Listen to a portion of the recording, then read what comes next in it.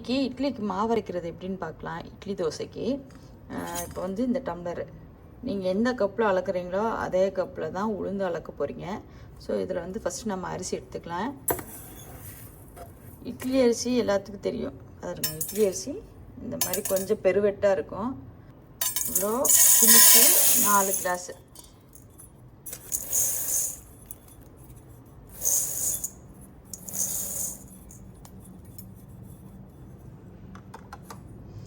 So 4 tumbler idli அரிசி எடுத்தோமா, இப்போ அதே கிளாஸில் தான் நம்ம இப்போ உளுந்து எடுக்க போகிறோம். அடுத்து இப்போது நம்ம 4 டம்ளர் இட்லி அரிசி எடுத்தோம் இல்லையா, இந்த பாருங்கள், இந்த மாதிரி உருட்டு உளுந்து 1 கிளாஸ். இதுக்கப்புறம் நம்ம வெந்தயம் எடுத்துக்குவோம். வெந்தயம் வந்து ஒரு ஸ்பூன் அளவுங்க, இந்த அளவு வெந்தயம். இப்போ நம்ம வந்து நல்லா இட்லி அரிசி, உளுந்து, வெந்தயம் 3ஐயும் நல்லா கழுவிட்டு வந்தாச்சு. நல்லா அந்த வெள்ளை வெள்ளைன்னு தண்ணி வரும் பார்த்தீங்களா, அந்த தண்ணியெல்லாம் போய் தண்ணி கிளியர் ஆகிற அளவுக்கு நல்லா கழுவி எடுத்துடணும் 3ஐயும். இப்போ வந்து இதில் தண்ணி நம்ம ஊற்றலாம். இட்லி அரிசி ஊறுறதுக்கு, உளுந்து ஊறுறதுக்கு, வெந்தயம் ஊறுறதுக்கு. இப்போ இட்லி அரிசிக்கு வந்து தண்ணி ஊற்றியாச்சு. அரிசி வந்து மூழ்கிற அளவுக்கு தண்ணி ஊற்றினா போதும். இந்த தண்ணியை வந்து நான் வந்து யூஸ் பண்ண மாட்டேன். ஏன்னா திரும்ப கிரைண்டரில் ஆட்டும் போது இந்த தண்ணியை கீழே ஊற்றிட்டு இந்த அரிசியை அப்படியே அந்த தண்ணியை அலசிட்டு அந்த தண்ணியை கீழே ஊற்றிட்டு வேறு நல்ல தண்ணி ஊற்றி தான் கிரைண்டரில் மாவாட்டுவேன். ஸோ வந்து இது மூழ்கிற அளவுக்கு தண்ணி ஊற வச்சிடலாம். இப்போ உளுந்துக்கு பார்த்திங்கன்னா, உளுந்து வந்து நம்ம 1 கிளாஸ் எடுத்துருக்கோம் இல்லையா, 1க்கு 3 தண்ணி. அதாவது எந்த கிளாஸில் நம்ம உளுந்து எடுத்தோமோ அதே கிளாஸில் 1, 2, 3. ஸோ உளுந்து 1 கிளாஸ் உளுந்து எடுத்திங்கன்னா அதுக்கு 3 கிளாஸ் தண்ணிங்க. எந்த கிளாஸில் எடுத்திங்களோ அந்த கிளாஸ்லேயே எடுத்து நல்ல தண்ணி, நல்லா நம்ம குடிக்கிற தண்ணி எடுத்து ஊற்றி இதில் ஊற்றிடுங்க. ஊற்றிட்டு என்ன பண்ணுவேன்னா, நான் உளுந்தை மட்டும் ஃப்ரிட்ஜில் வச்சுருவேன். 6 மணி நேரம் வந்து ஊற வைப்பேங்க. அதாவது அந்த இட்லி அரிசி, உளுந்து, வெந்தயம் 3ஐயும் சேர்த்து ஒன்றா கழுவி தண்ணி ஊற்றி 6 மணி நேரம் ஊற வச்சுருவேன். இதில் நம்ம வெந்தயமும் அரிசியும் நான் வெளியே தான் வச்சுருப்பேன், ஃப்ரிட்ஜில் வைக்க மாட்டேன். உளுந்தை மட்டும் ஃப்ரிட்ஜில் வச்சுருவேன். நம்ம இந்த உளுந்து ஊற வச்சுருக்கோம் தண்ணி இருக்கு இல்லையா, இந்த தண்ணியை யூஸ் பண்ணி தான் உளுந்து அரைப்போம். அரிசி தண்ணியை யூஸ் பண்ண மாட்டேன், பட் அந்த உளுந்து தண்ணியை வந்து யூஸ் பண்ணி தான் அரைப்பேன். அது மாதிரி வெந்தயமும் வந்து பார்த்திங்கன்னா, அது மாதிரி வெந்தயத்துக்கும் நம்ம வந்து அந்த தண்ணி ஊற்றி தான் அரைப்போம். ஸோ குடிக்கிற தண்ணி ஊற்றி ஊற வச்சிடலாம். அதுவும் மூழ்கிற அளவுக்கு ஊற்றினா போதும். ஸோ இப்போ இது 3ஐயும் நம்ம தண்ணி ஊற்றி கழுவி க்ளீன் பண்ணி ஊற வச்சாச்சு. இப்போ வந்து உளுந்தை மட்டும் நான் கொண்டு போய் ஃப்ரிட்ஜில் வச்சுருவேன் 6 மணி நேரம் ஊறுறதுக்கு. நம்ம வந்து 6 மணி நேரம் கழித்து நான் ஆட்டும் போது உங்களுக்கு காட்டுறேன். இப்போ வந்து நம்ம உளுந்து, அரிசி, வெந்தயம் எல்லாம் வந்து 6 ஹவர்ஸ் ஊறிடுச்சு. இப்போ நான் வந்து உளுந்து வந்து நான் ஃப்ரிட்ஜில் வச்சுருந்தேன்னு சொன்னேன் இல்லையா, அங்கே பாருங்கள், ஃப்ரிட்ஜிலேருந்து எடுத்துகிட்டு வந்துட்டேன். இப்போ வந்து நம்ம உளுந்தை வந்து அப்படி தண்ணியோடு ஃபஸ்ட்டு போடக்கூடாது. ஃபஸ்ட்டு கொஞ்சம் தண்ணி அதில் எடுத்துடலாம். ஏன்னா நம்ம அந்த தண்ணி ஊற்றி தான் ஆட்ட போகிறோன்னு சொல்லியிருந்தேன் இல்லையா. ஸோ எடுத்துட்டு கொஞ்சம் தண்ணியோடு இருக்கும்போதே அப்படியே கிரைண்டரில் போட்டுடலாம்.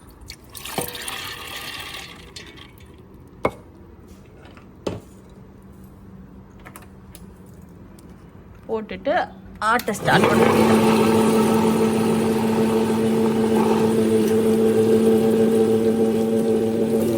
உளுந்து வந்து எப்பயுமே ஆட்டும் போது கொஞ்சமாக தண்ணி தெளித்து ஆட்டுங்க, மொத்தமாக ஊற்றிடாதீங்க. நல்லா வெண்ணெய் பதத்துக்கு பொங்கி வரணும் நம்ம உளுந்து. வரும்போது உங்களுக்கு காட்டுறேன். அப்பப்போ கொஞ்சம் இந்த மாதிரி முழு பயிராக இருக்கிறதெல்லாம் தள்ளி விட்டுருங்க. தள்ளி விட்டுட்டே இருந்தீங்கன்னா அது கொஞ்சம் அப்படியே நல்ல மைய ஆடிடும். பார்த்தீங்களா, உளுந்து கெட்டி ஆட்டிட்டு இருக்கு. இப்போ வந்து கொஞ்சம் கொஞ்சமாக தண்ணி ஊற்றணும், மொத்தமாக ஊற்றிடக்கூடாது. நம்ம எடுத்து வச்சுக்கோம் இல்லையா, அந்த தண்ணி தான் கொஞ்சம் கொஞ்சமாக ஆட் பண்ணி லைட்டாக தெளித்து அவ்வளோதான். அப்படியே கொஞ்சம் தள்ளி விட்டுருங்க. உள்ளுக்குள்ளே எங்கேயாவது பருப்பாக இருந்தால் அதை அப்படியே அரை பண்ணுறோம்.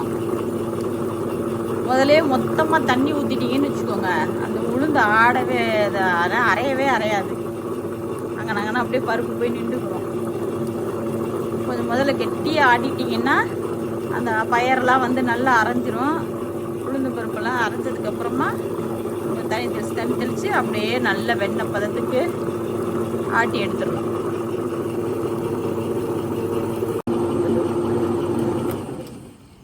இப்போ நமக்கு உளுந்து ரெடின்றதை எப்படி பார்க்கலாம்னா, இப்போ பாருங்க, நான் வந்து கிரைண்டர் வந்து ஆஃப் பண்ணும்போது நான் உங்களுக்கு சொல்றேன் இருக்கா. ஸோ இப்படி அமர்த்துனீங்கன்னா உளுந்து கன்சிஸ்டன்சி கரெக்டாக இருக்குன்னா இப்படி உளுந்து வந்து இங்கனே நிற்கும், இப்படி வெண்ணெய் மாதிரி நிற்கும். இல்லை நீங்கள் ரொம்ப தண்ணியாக ஊற்றிட்டீங்க அப்படின்னா உளுந்து வந்து அரிசி மாவு மாதிரி டபக்குன்னு உள்ளே போயிடும், இந்த மாதிரி நிற்காது. இன்னொன்று பார்த்தீங்கன்னா கெட்டி ஆயிடுச்சுன்னா இந்த மாதிரி வந்து ஃப்ளஃபியாக நீங்கள் வெண்ணெய் மாதிரி வராது, அப்படியே ஏதோ கெட்டியாக வந்து களிக்கு ஆட்டின மாதிரி நிற்கும். இன்னொரு டிப்ஸு என்ன சொல்கிறேன்னா, உளுந்து ரெடி ஆயிடுச்சு அப்படின்னா இப்படி கையில் எடுத்துட்டு அதை லைட்டாக ஊதுனீங்கன்னு வச்சுக்கோங்களேன். இப்போ உளுந்து ரெடி ஆயிடுச்சு நமக்கு அப்படின்னா, இப்போ பாருங்க நான் ஊதுறேன், ஒரு குழி விழுந்திருக்கா, இப்படி ஒரு குழி விழுகணும். லைட்டாக ஊதுனீங்கன்னா ஒரு குழி விழுகணும். இப்படி போய் போட்டிங்கன்னா இப்படி பாருங்கள், அப்படி வெண்ணெய் மாதிரி போய் உட்காரணும். ஸோ இப்போ நமக்கு உளுந்து ரெடி. நம்ம உளுந்தை ஃபுல்லாக தோண்டி எடுத்துடலாம். இப்போ நம்ம வந்து வெந்தயத்தை ஆட்ட போகிறோம். இந்த வெந்தயம் ஊற வச்ச தண்ணியோடையே வந்து வெந்தயத்தை தெருவில் போட்டுடலாம். போட்டுட்டு இதோட என்ன பண்ணுவேன்னா, இந்த வெந்தயம் ஆட்டும் போது விழுன்னு அதோட ஒட்டக்கூடாதுன்றதுக்காக கொஞ்சோண்டு அரிசியும் போட்டுருவோம். நம்ம இட்லி அரிசி இருக்குல்லையா, ஊற வச்ச இட்லி அரிசி, அதையும் போட்டு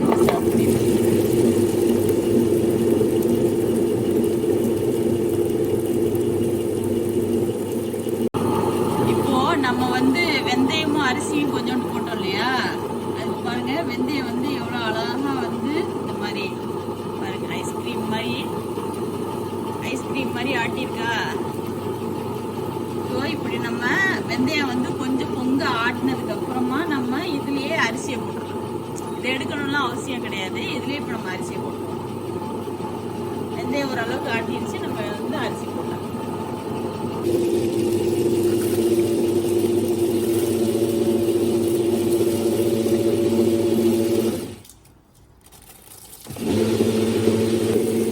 நான் வந்து உங்கள்கிட்ட சொல்லியிருந்தேன் அரிசி ஊற வச்ச தண்ணி வந்து நான் யூஸ் பண்ண மாட்டேன்னு சொல்லிட்டு.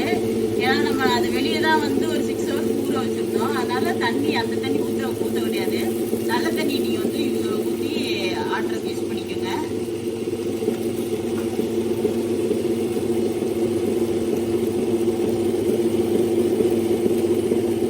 அரிசி போடும்போது எப்பவுமே கொஞ்சம் தண்ணி ஊற்றிக்கோங்க, இல்லாட்டி அரிசி போய் எப்படி நல்லா பிடிச்சிக்கிறோம்.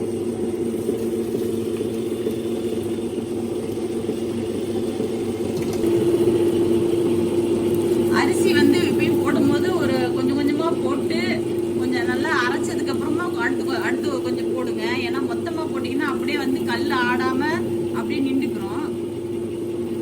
அது மாதிரி கொஞ்சம் தண்ணி ஊற்றி கொஞ்சம் ஆட்டிங்கன்னா ஈஸியாக அரைப்படும்.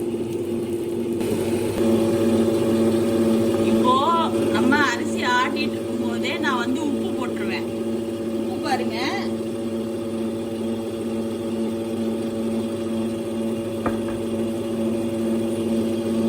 நீங்க பாருங்க, இந்த 4 டம்ளர் அரிசிக்கு ஒரு பிடி, இப்படி நீங்க உங்களோட உள்ளங்கையில பிடிச்சீங்கன்னா ஒரு பிடி உப்பு, இதுதான் அளவு. நான் அந்த அரிசி அரைக்கும் போதே வந்து நான் உப்பையும் போட்டுறேன். நான் அதுலேயே சேர்த்து அரைச்சிடும். அப்போ நமக்கு தனியாக உப்பு போட்டு கரைக்கணும்னு அவசியம் இல்லை. கல் உப்புனால அதில் அப்படியே நல்லா கரைஞ்சி இதாகிடும். நான் இப்போ 4 டம்ளர் அரிசி 1 டம்ளர் உளுந்துக்கு வந்து பார்த்தீங்கன்னா ஒரு பிடி உப்பு போதும், கல் உப்பு. அவ்வளோதான், நம்ம அரிசியை அரைச்சாச்சு. இதோட பதம் பார்த்தீங்கன்னா இங்கே பாரு, இந்த மாதிரி போரிங் கன்சிஸ்டன்சியில் இருக்கணும். அது மாதிரி பார்த்தீங்கன்னா இங்கே பாருங்கள் வலுவலுன்னு இருக்கணும். திரியாக அரைச்சிடாதீங்க. மாவு பார்த்தீங்களா, நல்ல மாவு கையில் எடுக்கும் போதே வந்து இப்படி வலுவலுன்னு இருக்குது தெரியும். ஸோ இப்போ நம்ம இதை வந்து உளுந்தோட மிக்ஸ் பண்ணி நல்லா கரைச்சிடுவோம். கரைச்சதுக்கப்புறம் உங்களுக்கு அந்த பதம் காட்டுற மாவு பதம். நமக்கு தண்ணி வேணும்னா அதுக்கப்புறம் கொஞ்சம் ஆட் பண்ணிக்கலாம். இப்போ மாவை நல்லா கரைச்சி விட்டுறலாம். உளுந்தும் அரிசி எல்லாம் ஒன்றா கலக்கிற மாதிரி நல்லா கரைச்சி விட்டுருங்க. இந்த மாதிரி மாவை வந்து நல்ல ஒரு அகலமான பாத்திரத்தில் வச்சிங்கன்னா கரைக்கிறதுக்கும் ஈஸியாக இருக்கும், பொங்கவும் செய்யாது உங்களுக்கு மாவு. இப்போ மாவு கரெக்டான பதம் காட்டுறேன் கரைச்சிட்டு. இப்போ வந்து இது கரெக்டாக இருக்குது. இப்போ பாருங்களேன், இப்போ மாவை வந்து கையில் எடுத்துட்டீங்க, இப்படி ஊற்றுறீங்க பாருங்கள். இப்படி ஊற்றுற பதத்தில் இருக்கா, தண்ணி மாதிரி ஒழுகலை, மாவு பாருங்கள் இப்படி ஊற்றுற பதத்தில் இருக்குது. நீங்கள் போய் இந்த உழுகுறது பாருங்கள் எப்படி உழுகுதுன்னு. இந்த மாதிரி இது வந்து கரெக்டாக இருக்குது. இதில் மேலே நம்ம தண்ணியோ எதுவுமே ஊற்ற தேவையில்லை. ஆனால் நம்ம வந்து கிரைண்டர் கழுவுவோம் இல்லையா, இங்கே வாங்க, கிரைண்டரில் வந்து நம்ம கிரைண்டர் கல் இதெல்லாம் குரெல்லாம் கழுவும் போது கிரைண்டரில் இந்த மாதிரி தண்ணி வரும். இவ்வளோ கொஞ்சம் மாவோடு இருக்கிற மாதிரி இருக்குது பாருங்கள் கிரைண்டர் கழுவுன தண்ணி. இந்த தண்ணி கீழே ஊற்றாதீங்க. இதை வந்து ஒரு சின்ன இதில் சம்பளத்தில் ஊற்றி ஃப்ரிட்ஜில் வச்சுருங்க. நாளைக்கு நீங்கள் இட்லி ஊற்றும் போது இல்லை நைட்டு தோசை ஊற்றுறீங்க அப்படின்னா இந்த மாவுலேருந்து கொஞ்சம் எடுத்து நம்ம தனியாக வந்து தண்ணி கலக்கிறதுக்கு பதிலாக இந்த மாவு இந்த கல் கழுவின தண்ணியவே நம்ம ஊற்றி தோசைக்கு கலக்கிக்கிடலாம். இப்போ வந்து நான் அரிசி உளுந்து ஆட்டி கரைச்சதே வந்து இந்த பதம் எனக்கு கரெக்டாக இருந்துச்சு. கொஞ்சம் வந்து கெட்டியாக இருக்குது அப்படின்னா நம்ம இப்போ இப்படி இந்த அரிசி கழுவின தண்ணி இருக்குது பார்த்தீங்களா, இது கிரைண்டர் கழுவின தண்ணி இருக்குது பார்த்தீங்களா, அந்த தண்ணியை அதில் தேவைக்கான அளவு நீங்கள் ஆட் பண்ணிக்கோங்க. அது மாதிரி வந்து முதலையே வந்து தண்ணி அதிகமாக ஊற்றிட்டிங்கன்னா அப்புறமா வந்து இட்லி வந்து நல்லா சாஃப்டாக வராது. அப்புறம் நம்ம அந்த மாவில் தோசை தான் ஊற்றணும் அதுக்கப்புறமா. அது மாதிரி நான் வந்து சொன்ன மாதிரி 6 மணி நேரம் வந்து ஊற வச்சிருந்தேன் இட்லி அரிசி, இது உளுந்து அரிசி வெந்தயத்தெல்லாம். இப்போது நம்ம அரைச்சி எடுத்ததுக்கப்புறம் இதை வந்து ஒரு 8 மணி நேரம் புளிக்க வைப்பேங்க. டைமு 8 ஹவர்ஸ் தான் கணக்கு எனக்கு. இப்போ வந்து இந்த மலேசியாவில் இந்த வெதருக்கு 8 ஹவர்ஸில் இது கரெக்டாக வந்து மாவு புளிச்சிரும். இந்தியாவில் இருந்தீங்கன்னா இன்னும் கொஞ்சம் சீக்கிரமாகவே வெயிலுக்கெல்லாம் ஆகிடும். அது மாதிரி இந்த நம்ம வெயில் காலத்தில் மாவாட்டுறவங்க என்ன பண்ணுங்க, கொஞ்சம் ஐஸ் வாட்டர் ஊற்றி ஊற்றி அரைச்சிங்கன்னு வச்சுக்கோங்களேன், சீக்கிரத்தில் மாவு புளிக்காது, சூடும் ஏறாது கிரைண்டரு. அப்புறம் வந்து இந்த பனி பிரதேசத்தில் இருக்கவங்க அவனில் வச்சுருவாங்க. அது நான் பண்ணதில்லை, நமக்கு அது பண்ணி பழக்கம் இல்லை. இப்போ நான் வந்து இதை 8 மணி நேரமாக வந்து பொங்க வச்சுருவேன் நான். அதுக்கப்புறம் தூக்கி ஃப்ரிட்ஜில் வச்சுருவேன். நம்ம அதுக்கப்புறம் இட்லி ஊற்றி காட்டுறேன் உங்களுக்கு. நம்ம இட்லி பாருங்கள் வெந்துருச்சு, எப்படி இருக்கு பாருங்கள்.